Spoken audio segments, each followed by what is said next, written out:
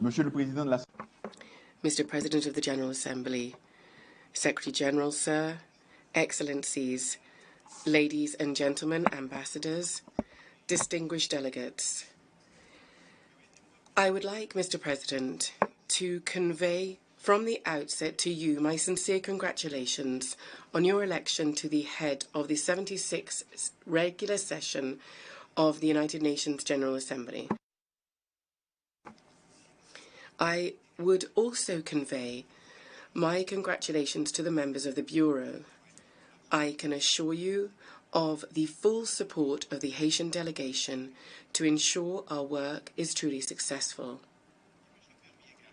I would also like to commend the remarkable work carried out during the 75th session of the organization by your predecessor, His Excellency Mr. Volkan Bozkir, Minister of Foreign Affairs of Turkey. He headed up the work with great skill and leadership, despite the constraints brought by the COVID-19 pandemic. I would like to congratulate once again the United Nations Secretary General, Mr. Antonio Guterres, on his re-election to the head of the organization. It is no coincidence that member states have granted you a second term, sir, which I am sure will be crowned with success. I would like to take this opportunity to express my gratitude to you for your ongoing support to the Haitian people and, most importantly, for the renewed commitment and involvement of the organization to my country.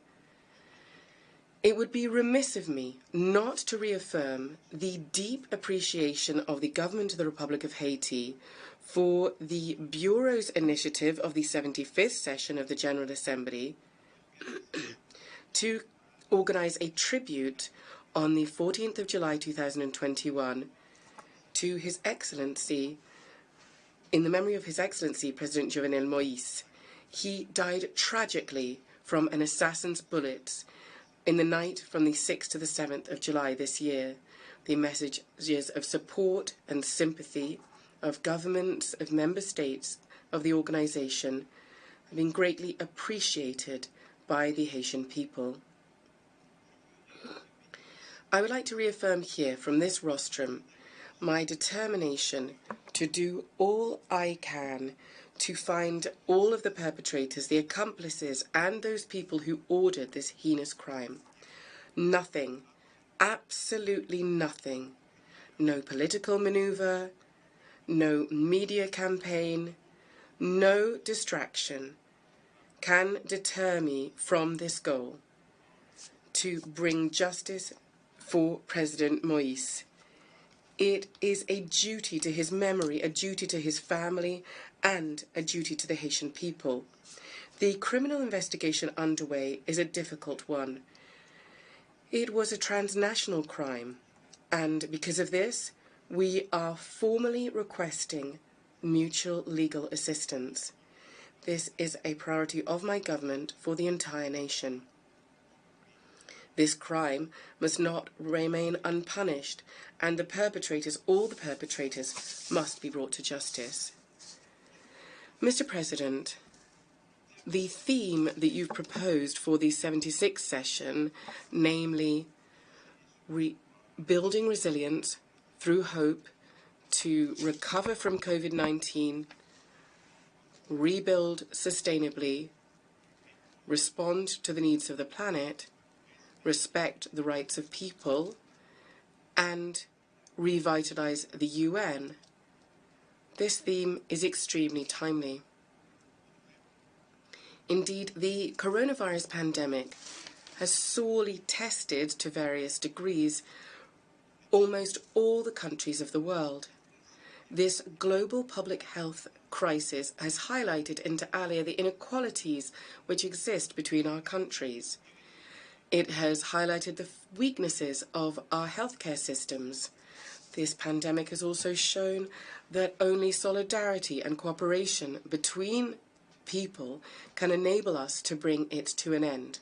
Fortunately, Countries far and wide have understood this and have undertaken to share vaccines with the worst of countries. The COVAX program of the World Health Organization, as well as bilateral action and assistance at the global level, gives us the hope that altogether we can manage to beat this disease. Much is at stake for the future of humanity.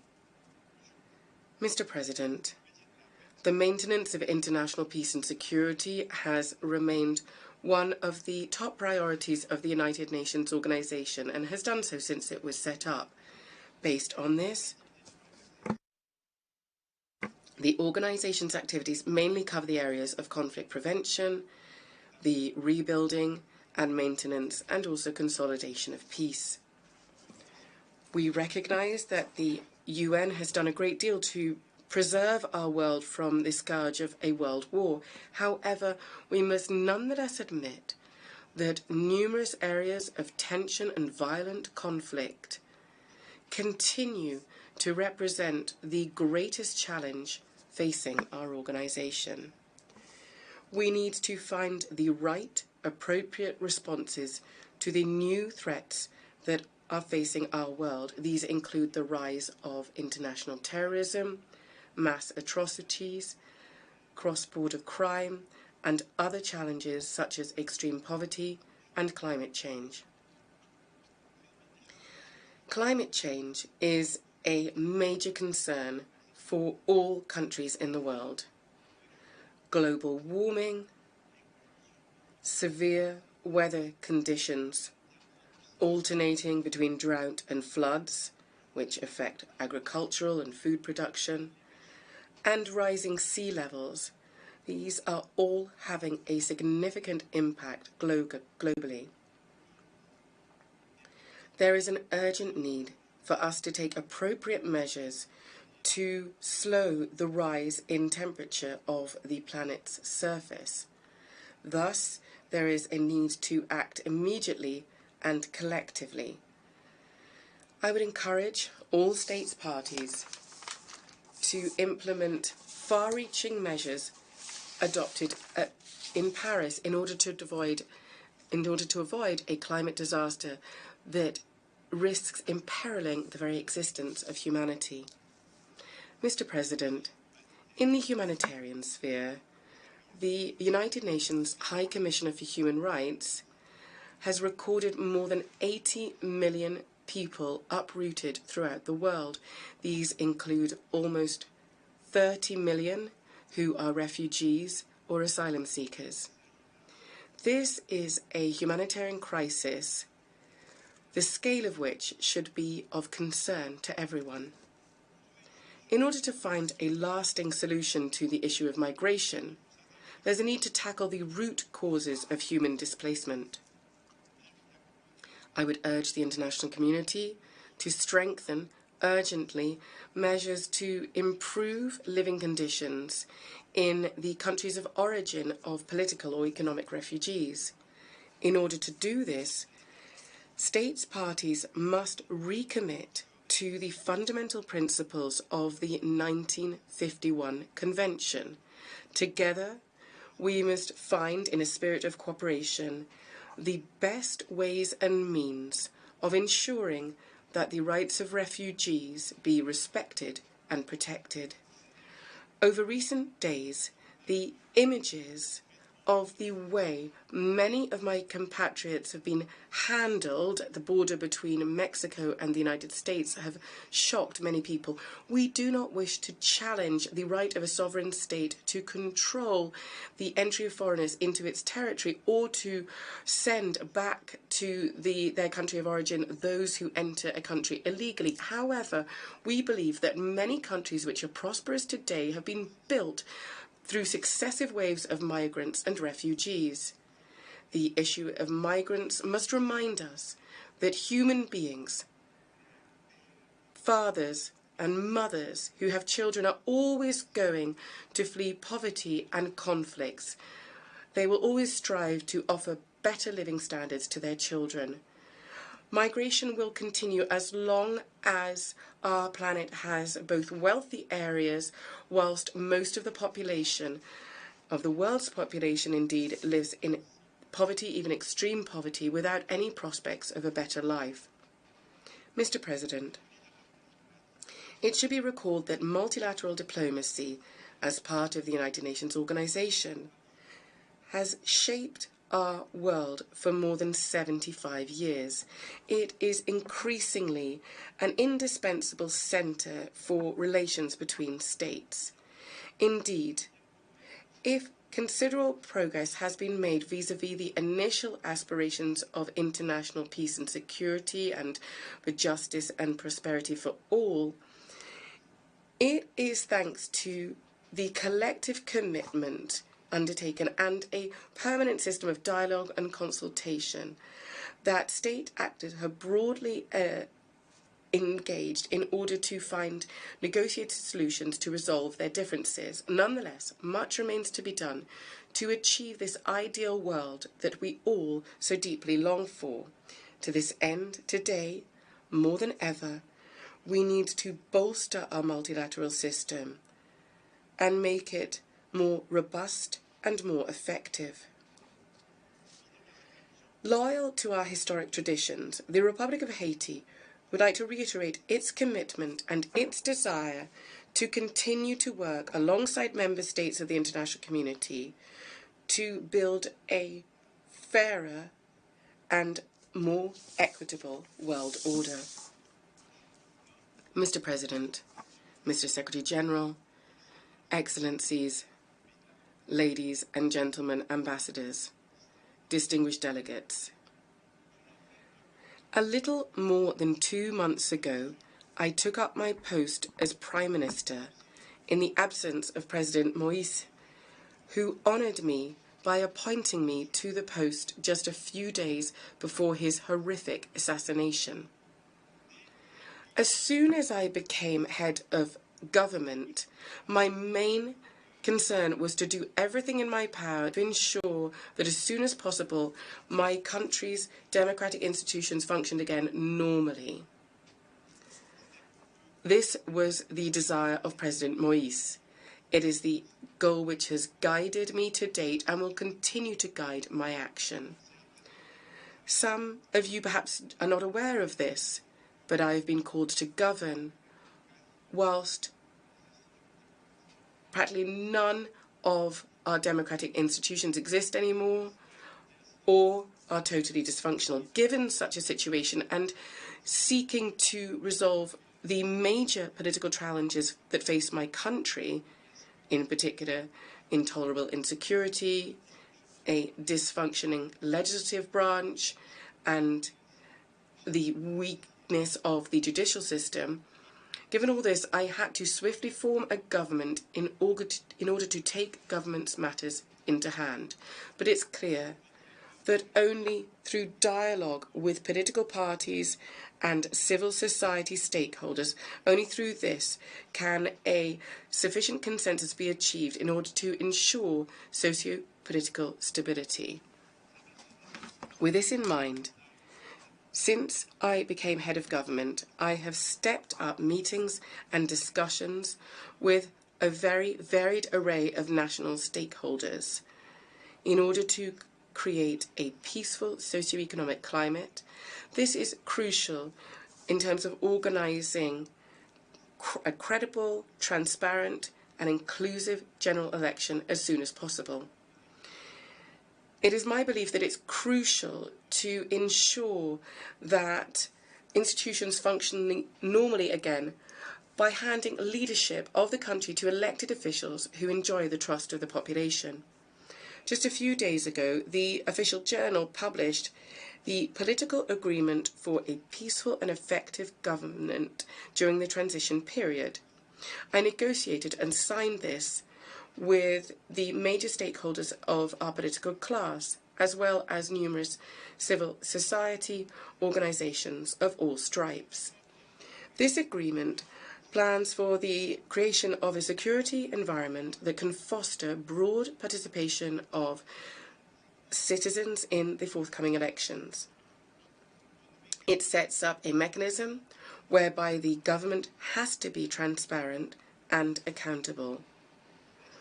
All these sectors of national life will have their say in drafting a constitution that will be adopted after a widespread consultation process. This is an important stage in the process of re-establishing the rule of law and democratic institutions. Despite this broad participation, we remain open to continue discussions in order to achieve consensus.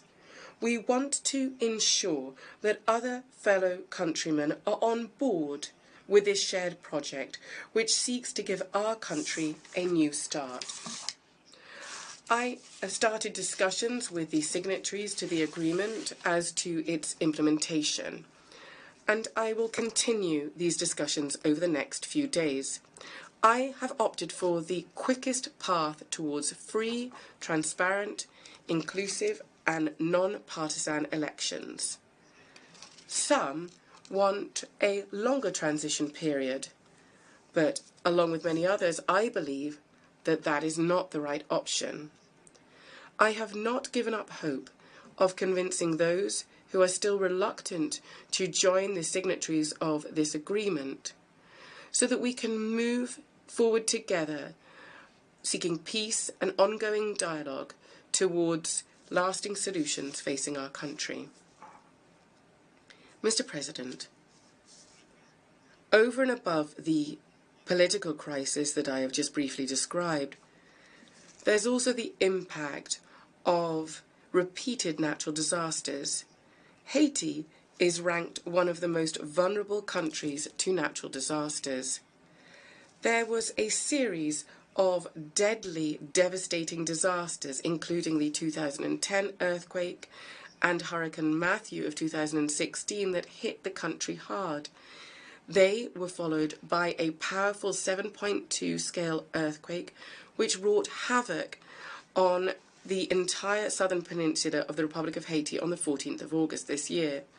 According to the available official figures, we have seen at least 2,207 deaths, 344 people are still missing, and more than 12,268 people have been injured. Thousands of houses have either been destroyed or damaged, as well as hospitals, schools, churches, bridges and roads. I'd like to take this opportunity to commend once again the spontaneous outpouring of solidarity from the international community that swiftly mobilized with our authorities to provide assistance and aid to the victims.